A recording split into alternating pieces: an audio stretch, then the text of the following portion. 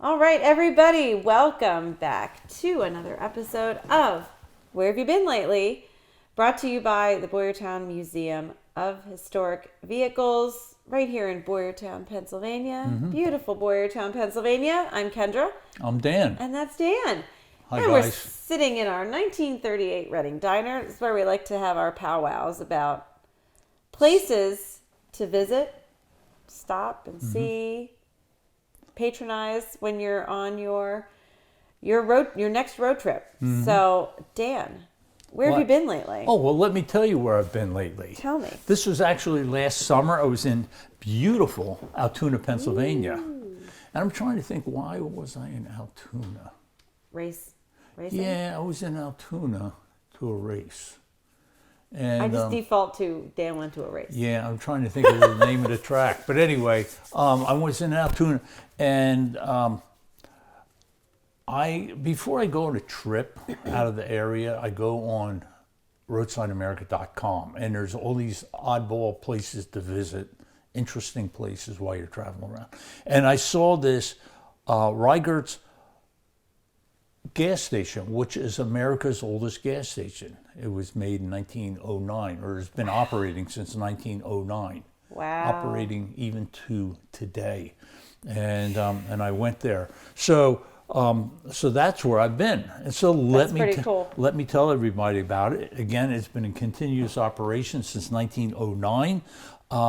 There are or were other gas stations from before that time, but they're not around anymore. Right. So this one you still go get gas. Absolutely. Not only do you get gas, but you do have your windshield washed. They say it's full service. Wow. Now, what full service actually means, right? I don't know. But yeah, is it like Texaco? How many points? They were closed the day I was there. It was a Sunday, so okay. they're open 6 days a week. So it's in an area called Mansion Park. And if I knew that before time, I would have traveled around looking for like beautiful mansions. It's on a main road right there. It's like on the south side of Altoona. So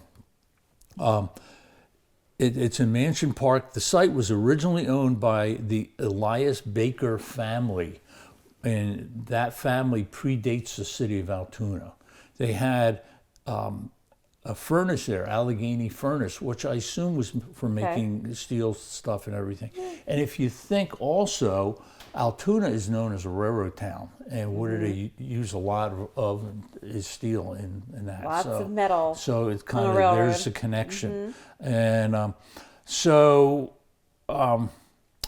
originally at that location was a blacksmith shop, and it was run by somebody called George Hinkle. The blacksmith probably included selling kerosene, lamp oil, that sort of stuff.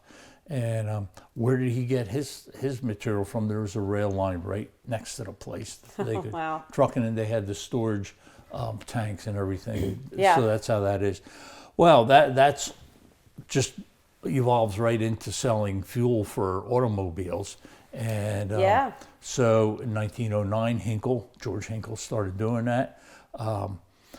And actually, he purchased his petroleum products from somebody called Samuel Reighard, who was an oil merchant.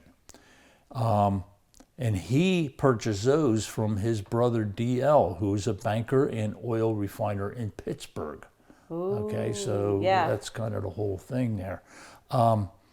So somewhere before 1921, between 1909 and 1921, so 12-year period there, George Hinkle sold the business to George Reighard, who's the son of Samuel, who's the oil merchant. Guy. Okay, so George was now a dealer in high-grade gasoline and oil at that location.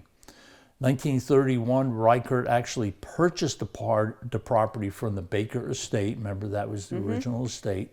In 1936, George Reighard died. His wife then operated the location until 1935. The daughter, Louise Reighard Fellinger, and her husband became the proprietors of that. 1978, the business was purchased by Martin Oil Company. Since then, Martin still does it. If you go there, you look on the picture, you see the word Martin's there. And they have a few other gas stations, maybe not a lot, but in that area. So they still have it. And they continued the tradition of quality full service. I got full service written here. It's Quality. Underlined, full service. Full service. Okay. Now, right after this, I went to another location south of town a few miles, and it was the location of, like, I believe the world's largest smokestack. I really look for exciting things. But it was some sort of a power plant. It wasn't a nuclear plant, and you could see these smokestacks for miles. But to get to it, you had to go through the country and everything. I took pictures of that, and I did, you know. You can do both in one day. Look at that. Yeah. But, you know, it's just these interesting things because, okay, I'm looking at you, viewer out there. How many, you know, have you been to the world's largest smokestack? Tallest smokestack? No. Here's your excuse to go. Yeah. So and then get gas. Yeah, at Reighard's. Wow. So anyway, so that's what I did. Huh. The race was more exciting than both of them the night before. Well, it's a race, but that's pretty neat. And then I came home after that. I wonder, you know, it's interesting too because we talk a lot about like how blacksmiths were the first automobile mechanics or early automobile, but they also, a lot of them did kind of sell gasoline or whatever. I guess so. I've seen that before, I think, in photos of like other blacksmith shops, like. Well, and it made sense. They're working on these cars, and you figure, you know, they might as well.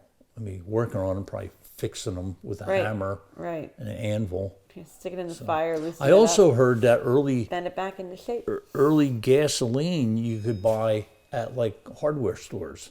Yes. Because you know they had the kerosene for your lamps, and this gasoline was a byproduct. They use it for cleaning and stuff. Right. It wasn't valuable at first. Yeah. So, but yeah, it was just kind of an annoying byproduct. And if someone's going to buy it, we'll sell it. Yeah. Sure. Yep. So get rid of it. Look what it ended up as. Yeah. Here we are today. So. We're sitting in a diner next to an old gas station. Yeah. Full of gas-powered vehicles. That's right, exactly. Very cool. Except I'm looking at a battery-powered one over there. Oh, yeah, we have a couple of aberrations there. Yeah. Okay, so anyway, so there you go. All right. That's it. Great. So the next time you're in Altoona, you know what to do. And we hope you will come back here next time and learn about another place that you can stop and learn a little bit more about the history. We'll see you next time.